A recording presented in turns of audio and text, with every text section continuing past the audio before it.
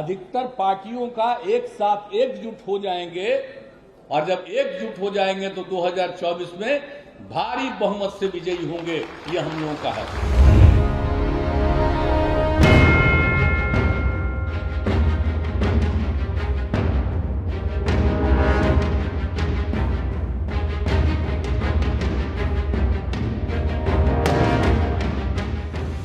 BJP से नाता तोड़कर पीएम मोदी को ललकारने वाले नीतीश कुमार इन दिनों टेंशन में हैं। 2024 को लेकर जो सपना देख रहे थे, अब वो उनकी नींद उड़ा रहा है। भले ही ये बात आपको चौंका रही होगी कि नीतीश को तो बिहार की राजनीति का चाणक्य कहा जाता है। सत्ता में बने रहने के लिए टाइमिंग के साथ कैसे पलटी मारी जाती है, उसमें वो माहिर है।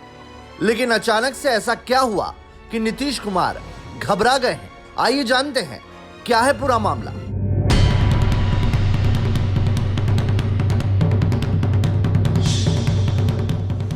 दरअसल नीतीश बाबू के अंदर ये डर पैदा किया है असदुद्दीन ओवैसी ने। वही ओवैसी जो मुसलमानों के नाम पर अपनी सियासी जमीन को मजबूत करने की कोशिशों में लगे रहते हैं, जो खुद को मुसलमानों का सबसे बड़ा मसीहा मानते हैं। वही ओवैसी जिन्होंने बिहार के विधानसभा चुनाव में कई पार्टियों के मुस्लिम समीकरण बिगाड़ दिए थे, लेकिन अब लोकसभा चुनाव से पहले ही नीतीश बाबू ओवैसी को लेकर परेशान दिखते हैं।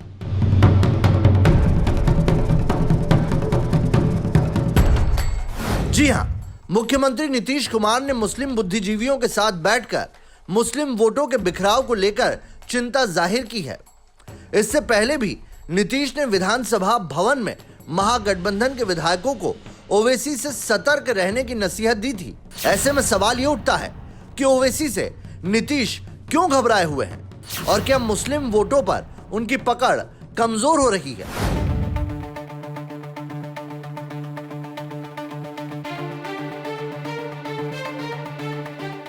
दरअसल नीतीश कुमार की असल चिंता पिछले दिनों हुए उपचुनाव में एआईएमआईएम के प्रदर्शन को लेकर है।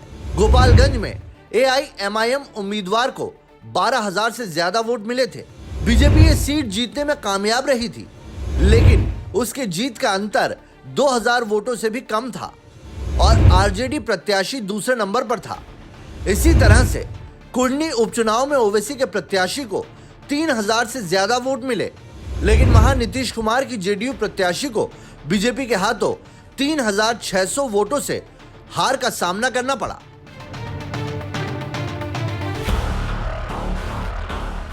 बिहार में ओवैसी की पार्टी जिस तरह से हर उपचुनाव लड़ रही है और मुस्लिमों के एक खेमे ने ये जानते हुए भी एआईएमआईएम उम्मीदवार को वोट दिया कि उसके जीतने के आसार नहीं है, इसके चलते महागठबंधन को नुकसान और बीजेपी को सीधा फायदा पहुंचा।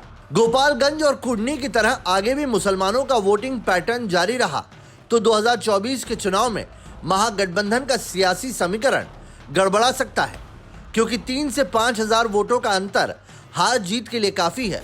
उपचुनाव में मुस्लिम वोटों के हुए बिखराव को देखकर नीतीश कुमार की बेचैनी बढ़ गई है।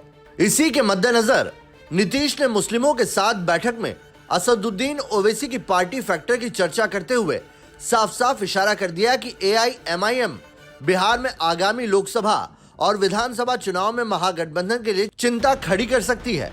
ऐसे में अगर इसके बढ़ते कदमों को रोका नहीं गया तो इसका प्रभाव आगामी चुनावों में देखने को मिलेगा। इसीलिए मुस्लिम बुद्धिजीवियों से नीतीश कुमार ने ओवैसी से सतर्क रहने के लिए कहा है। दरअसल बिहार की राजनीति में 16% मुस्लिम मतदाता हैं, लेकिन ये कई सीटों पर राजनीतिक दल का खेल बनाने और बिगाड़ने की ताकत रखते हैं। आजादी के बाद ये कांग्रेस का परंपरागत वोटर रहा है। इसके बाद लालू यादव को भी इस वोट बैंक को अपनी पार्टी के साथ जोड़ने में बड़ी सफलता मिली। 2005 के बाद नीतीश कुमार के पक्ष में भी मुस्लिमों का एक बड़ा तबका जुड़ा रहा, लेकिन 2020 के चुनाव में असदुद्दीन ओवैसी की पार्टी ने बिहार के मुस्लिम बहुल सीमांचल के इलाके में 5 सीटें जीतकर और 3 अन्य सीटों पर दूसरा स्थान हासिल करके नीतीश कुमार को टेंशन में डाल दिया। हालांकि एआईएमआईएम के 5 में से 4 विधायक आरजेडी में शामिल हो चुके हैं, लेकिन ओवैसी भी इसका बड़ा बदला लेने के लिए 2024 के चुनाव की तैयारियों में जुट गए हैं। ऐसे में माना जा रहा है कि 2024 के लोकसभा चुनाव में अगर बिहार में मुस्लिम समुदाय का कुछ हिस्सा महागठबंधन से खिसक कर ओवैसी के पार्टी के साथ चला जाता है तो ये मोदी को चुनौती देने वाले नीतीश कुमार के सपनों पर पानी फेरने वाला साबित होगा।